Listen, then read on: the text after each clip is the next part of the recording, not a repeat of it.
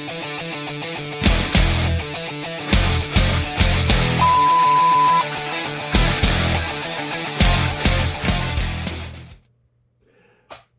welcome to Rock and Metal Invasion. My name is Steve. Coming up on the show today, I'm doing part 2 of the 10 album challenge. So for those who saw part 1, basically the 10 album challenge is you are randomly given 10 albums. So you ask someone to select 10 albums from your collection, and then you go through those albums and you select the ones that you haven't listened to in the past, for the past year, or that you're not that familiar with. So when I did it, there were 3 albums that I had listened to over the last year that I was very familiar with, but there was about 7 that I thought I didn't know too much about, or couldn't remember that much about.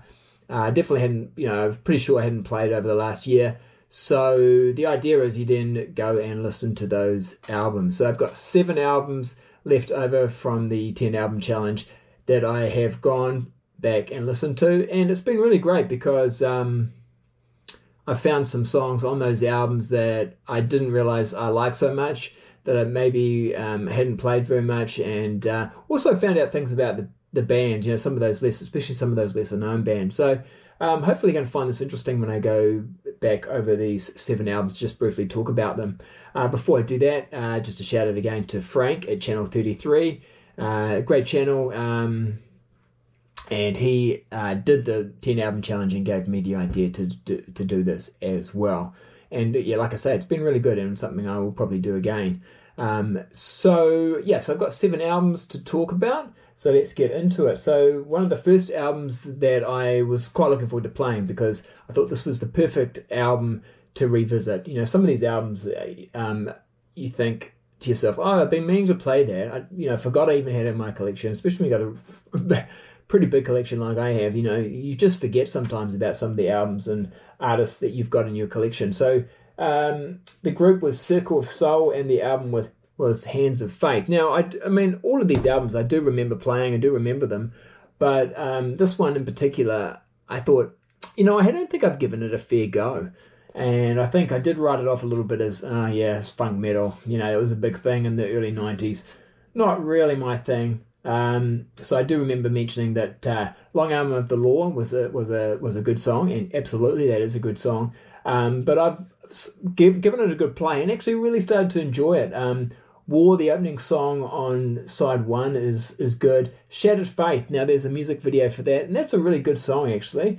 And Heart in the City, that's the song that opens up side 2. That'd be some of my go-to songs now on this album. So it is funk metal. It's definitely like what I remember, but it's great production. Really good musicianship. Actually, also I did a little bit of investigating about the band, and they did another album after this one, which a lot of people might not know about. This is already coming out quite late. This is 1991, and I have a feeling that the second album may have this came out on Hollywood Records, and potentially it's a major label. Potentially the second album was going to go on Hollywood as well, but I guess when it got released in 1993,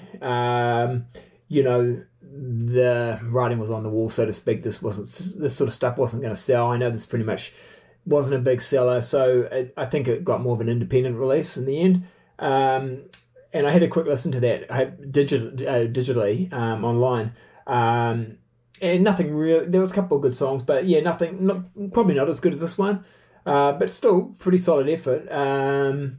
I also found out about what I didn't realize when I watched the music videos is that there's 2 vocalists. So they've actually got 2 vocalists. Sometimes I think they're sharing the vocals on the songs.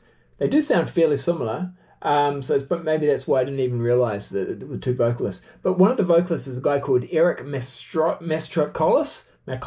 Sorry, I'm probably totally not saying his name correctly. On this album, he's known as Joey. Joie is how it's spelled. But what's interesting about him is he used to, I think he was the vocalist in a band called Verbal Abuse, which is like this hardcore band from the mid-punk, hardcore mid-80s, early 80s band. So he was in that, and Slayer, when they did that covers album, that sort of punk covers album, they covered a Verbal Abuse song. So I thought that was interesting. Also sad to hear that Eric actually died in 2015. From what I could make out, did have some substance abuse issues, but I don't know if that had anything to do with his death. But anyway, worth checking out, and yeah, it was good to revisit that album. All right, next one, Private Life. Now this was a bit touch and go as to whether I did actually revisit this one and have another listen to it, but I decided that apart from the first couple of songs, so Touch Me, I remember that song, and Domino, which is a Van Morrison cover, a lot of the other songs I was like not that familiar to me, so I thought, yeah, I'll give it another listen. And what I did discover is that it's actually a little bit heavier than what I remember. The first side's actually got no ballads on it, and the first ballad is a song called Nothing to Lose, which is track 2 on side 2. I mean, when I say it's got no ballads, I mean they're all pretty much mid-tempo type songs, but not a true ballad. Nothing to Lose is probably a ballad, but you know what? I really enjoyed that song. It would be like one of my go-to songs now from this album. And I'd sort of missed that the first time around. So that's a good song. Of course, this is produced by Eddie Van Halen and Ted Templeman, which I mentioned the first time. But yeah, apart from, Nothing to Lose, yeah, I didn't really discover any other songs on here that were particularly great for me. Now, Danny Johnson, he's a guitarist on this album as well, and he is quite well known from some of the bands he's played in prior to this. Look him up. But apart from that, yeah, nothing much else to say. They did one more album after this, and then that was it. That was also produced by Eddie Van Halen. All right, next one, Stranger, and I think this is just self-titled, this album. So I definitely wanted this on the list as something to revisit. I do remember listening to it and liking it, but definitely haven't listened to it for a while. And I really enjoyed playing it. These guys actually, it's interesting because I think this is their only major label album. So this is released on Epic. And it's, very early 80s, 82. But they're basically, they could have been like one of the big hair metal bands if they had just, I don't know, got a little bit more coverage. They're quite big in Florida. They're a Florida band. They're quite big there, but they never really broke out sort of around there outside their local area. Maybe because they didn't move to LA. Maybe that was the problem. But this is like, you could just imagine this is, this sound is very much a very early sort of hard rock, hair metal sound that becomes popular, of course, in the mid and late 80s. But Shakedown is one of the songs I was really enjoying. Swamp Woman was supposedly like a little bit of a minor hit for them. But and like I say, they do have other albums as well that I checked out online and had already checked out online in the past. And there's some really good songs there too. So worth checking out their other albums. But this is probably the one that's easiest to get. I think this is the only album you can get on vinyl, actually. I'm pretty sure about that. The other ones might just only be CD only. But yeah, worth getting if you can track that one down. It's not too hard to find, I don't think. All right, next one. Now, what happened was, now my kids were the people selected to get my albums, select the 10 albums, and they actually chose the 12-inch single. They didn't realise, of course, they probably just thought it was an album. But so this is Vamp, the Don't Rock. So I was a bit unsure about what to do with this. So I said, I'll just play the album. So this is a good 12-inch single because it's got 2 non-album tracks on it, which are great. But so I selected the album and I thought, yeah, I would like to give this another listen. I'm fairly familiar with it. It is one I've played a fair bit, but not recently.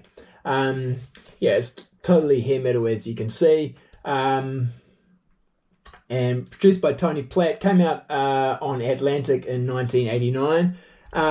It's pretty much what I was sort of expecting. What I remember it, side 1 is sort of got my go-to songs. The title track, The Rich Don't Rock, Love Games, and Renegade. They're really good. I like those songs. Nothing wrong with side 2 or any of the other songs. It's just pretty standard. Sort of that sort of hard rock, a little bit sort of Crocus, AC/DC at times, but melodic. Interesting thing too. One thing I didn't mention is this guy here, the drummer, Dickie, I think is his name. He goes on to play drums for Bruce Dickinson in his solo band, and then also joins the band Skin. And yeah, I think, so I think he's still an active musician. In fact, I also know he has credits on Jack Russell's Great White, the album that he put out. He saw it coming in 2017, so he's the drummer on that album too. So he's still sort of active, fairly active. But yeah, this is the one and done album. But yeah, it's good. It's good. This might have surprised people that I needed to revisit this one, but 70s Kiss is not something I sort of listen to a lot or am even that familiar with. I've got the double platinum. I know that album really well, which is all their sort of their greatest hits from the 70s sort of thing. But I haven't played this a lot, but as I remember saying, there's quite a few songs on here when I looked at the back. Oh yeah, I know that song, but then some of the other lesser known songs, the songs that perhaps didn't make double platinum, I don't know quite so good. So it was good giving it another listen. I'd still probably say those songs that I said I liked are still my go-to songs. But one song I didn't mention that I do like, Ladies' Room. That's really good, isn't it? And in fact, one thing I noticed too, Gene Simmons, he's not probably my favourite member of Kiss in the 80s, but in the 70s and on this album, I reckon he's really good.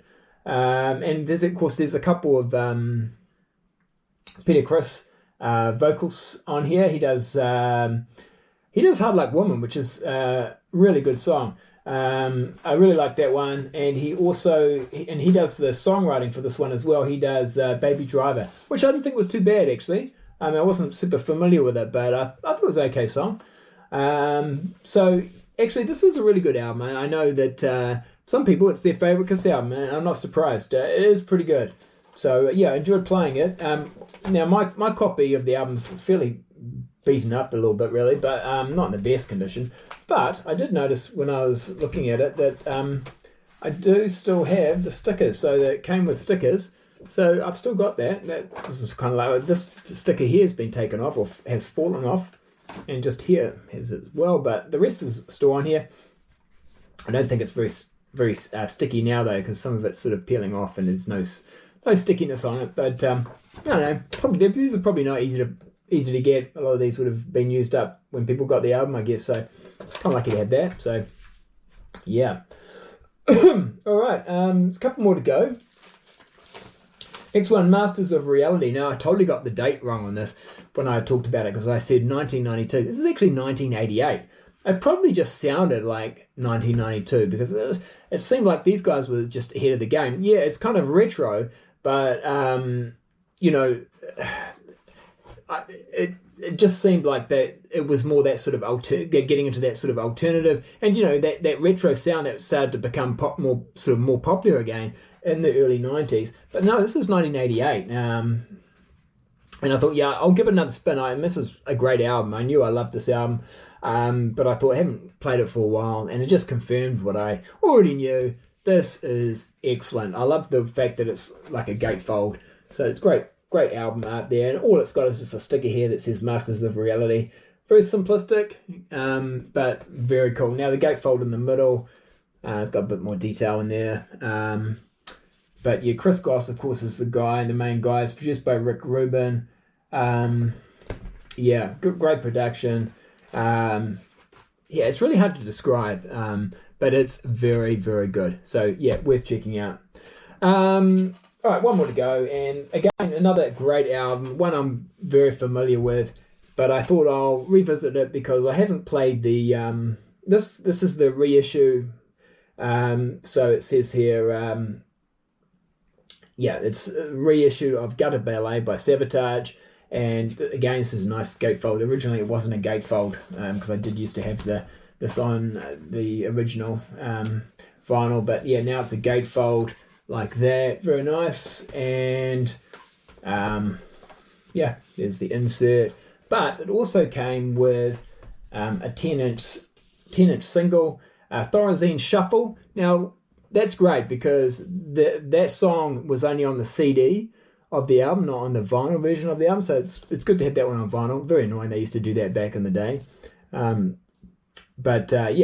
guess because they made more money by selling CDs, and CDs was actually the more popular option, I think, around this time. But yeah, so Thorazine Shuffle, which is a good song, That's the A side, and then When the Crowds Are Gone, live at the Hollywood Palace. That's the B side. So yeah, gave that a good spin. It's good, a good little bonus there. Yeah, like I said, definitely like having Thorazine Shuffle, because that's a good song and didn't make the final version of the album. And yeah, there we go. So that's my recap, part 2 of the 10 album challenge. Been really good going through those albums and playing them again, and yeah, definitely enjoyed doing that. All right, that's it for today. Hope you enjoyed that. Maybe you're going to do your own 10 album challenge. If you do, let me know. I'd love to know how that went, and watch the video. All right, we'll catch you later. See ya.